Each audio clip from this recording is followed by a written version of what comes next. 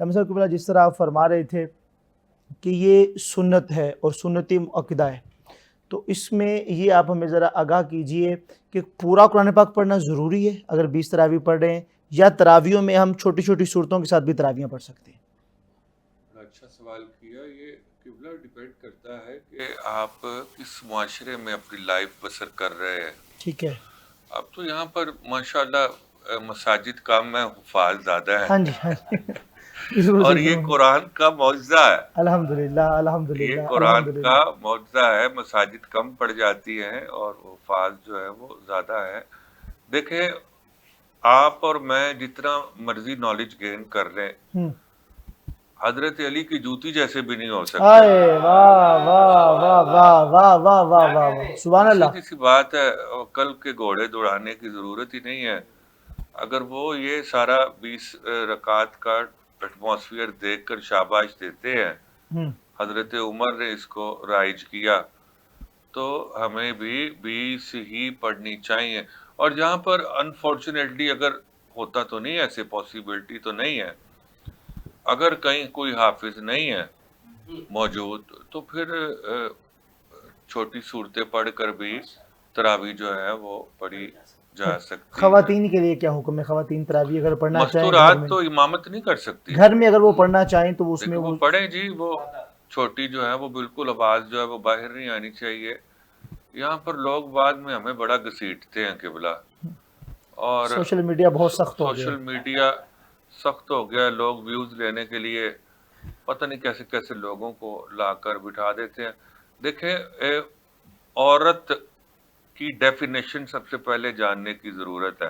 عورت کا مطلب ہوتا ہے پردہ. عورت کی آواز بھی پردہ ہے. تو میں کیا کہہ سکتا ہوں قبلہ. بالکل ٹھیک ہے. آپ بعض اوقات عورتیں مسجد میں جا کے تراویح پڑھتی ہیں امام صاحب کے پیچھے، کیا وہ کسی مرد کے پیچھے نماز پڑھ سکتے ہیں جماعت کے ساتھ؟ مسجد میں بھی عورتیں جو صحابیات تھی وہ آ جایا کرتی تھی، لیکن وہ دور تھوڑا ڈیفرنٹ تھا. آج کل کا دور تھوڑا ڈیفرنٹ ہے. آپ یقین کریں کہ اجتماعی اعتکاف بھی ہوتا ہے مختلف پلیسز پر، اور مستورات گھروں سے بھی نکل جاتی ہیں، اور جب چاند رات آتی ہے تو 2-4 دانے کم ہو جاتے ہیں. اللہ اکبر.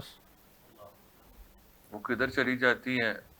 جن بیویوں کو اپنے ماں باپ کی عزت کا نہیں خیال، وہ کاش کبھی پڑھ لیں کہ عورت کو جو رسپیکٹ ہے وہ کس نے دلوائی ہے.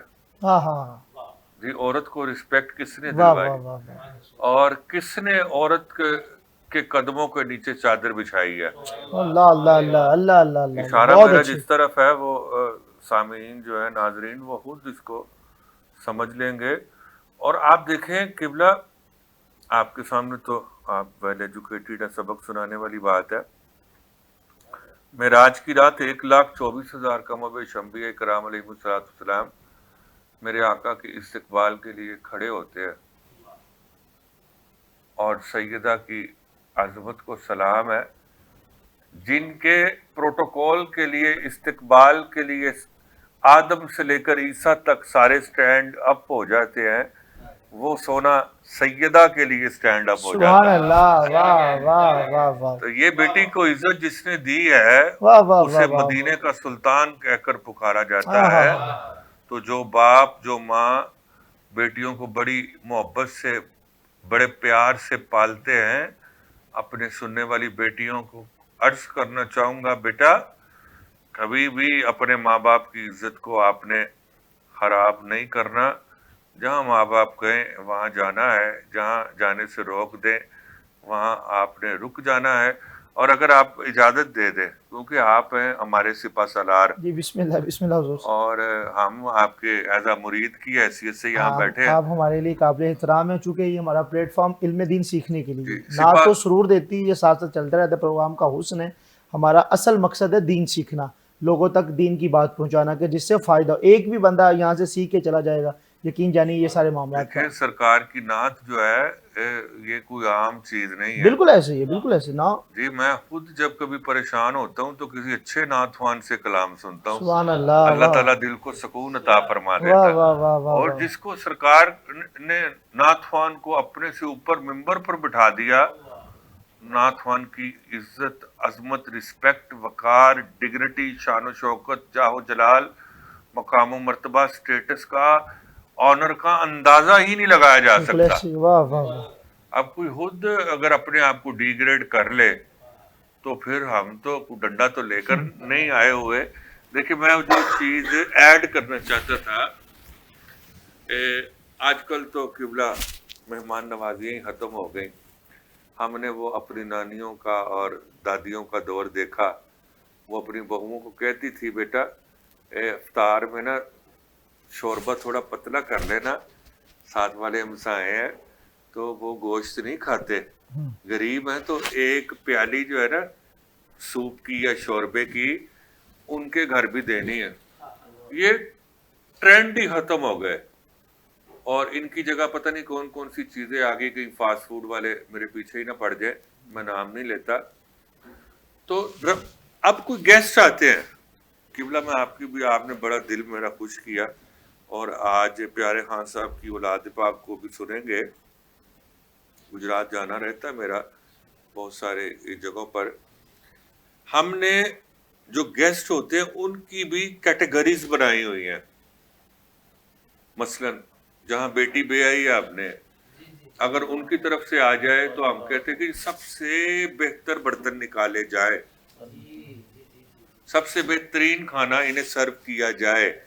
پھر اس طرح نیچے نیچے میں خطیب آدمی ہوں، 100 چیزیں ایڈ کر سکتا ہوں، لیکن وقت کو بھی ملحوظ خاطر رکھنا ہے. اور جو سب سے کمزور ہوتا ہے، ہماری پنجابی میں کہتے ہیں سب سے ماڑا ہوتا ہے، اس کے لیے جو عام ریگولر برتن ہوتے ہیں اس میں بھی کہتے ہیں جی یہ لے آپ کھائیں اور جائیں. اب دیکھیں ہمارا کوئی خاص مہمان آئے تو ہم سب سے خاص برتنوں میں انہیں کھانا سرو کرتے ہیں. اپنے دیکھنے اور سننے والوں کو کہوں گا یہ رمضان تو ہمارے پاس اللہ کا مہمان بن کر آیا جی. اس کو کتنی رسپیکٹ دینی چاہیے، اس کو کتنی اہمیت دینی چاہیے. یہ اللہ کا مہمان بن کر آیا ہے. اور روزہ رکھنے سے گھبرایا نہ کرو. یا ایھا الذین آمنوا کتب علیکم الصیام کما کتب علی الذین من قبلکم لعلکم تتقون. یہ ایمان والوں پر روزے فرض کیے گئے ہیں. اب کل بروز قیامت کیا ہوگا؟ سب سے پہلے بات کر لوں یا جی بسم اللہ بسم اللہ. اگر آپ ان کو موقع دینا چاہتے ہیں تو بسم اللہ آپ کو سماعت کرتے ہیں. سب سے پہلے بلال بھائی میں صدقے جاؤں، نام ہی بڑا پیارا ہے. ایک طرف علی بیٹھے ہیں، ایک طرف بلال بیٹھے ہیں، اور بیچ میں ان دونوں کا نوکر بیٹھا ہے. جو لوگ حضرت بلال کو کالا کہتے ہیں نا، کل ان کو پتہ چلے گا جب بلال کے روح زیبا کا نور چمکے گا، سورج کی روشنی چہرے کے سامنے مان پڑ جائے گا. یہ بلال کا حسن ہے، مولا حسین کا حسن وہ تو الفاظ میں بیان ہی نہیں کیا جا سکتا، امپاسبل میٹر ہے.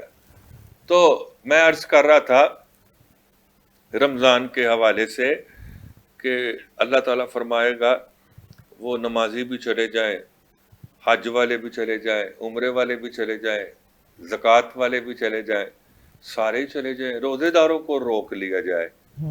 اب روزے دار رک جائیں گے، یا اللہ ہمیں کیوں روک لیا گیا؟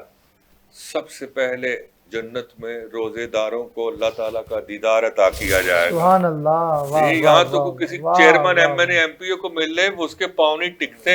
یا اللہ ہمیں کیوں روک لیا؟ ہم نے جون جولائی کے مہینے میں بھی 30 روزے 29 روزے پورے رکھے. ہمیں بھی اذن عطا کیا جائے، ہم بھی جنت تیری دیکھنا چاہتے ہیں.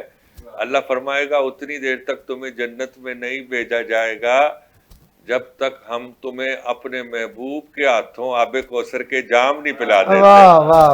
اور مچھلی کے بنے ہوئے کباب، ہائے ہائے ہائے سبحان اللہ، مچھلی کے بنے ہوئے کباب وہ سب سے پہلے دعوت کے طور پر روزے داروں کو پیش کیے جائیں گے.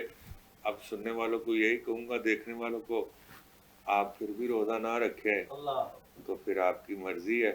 ہم تو یہی کہہ سکتے ہیں وما علینا الا البلاغ المبین.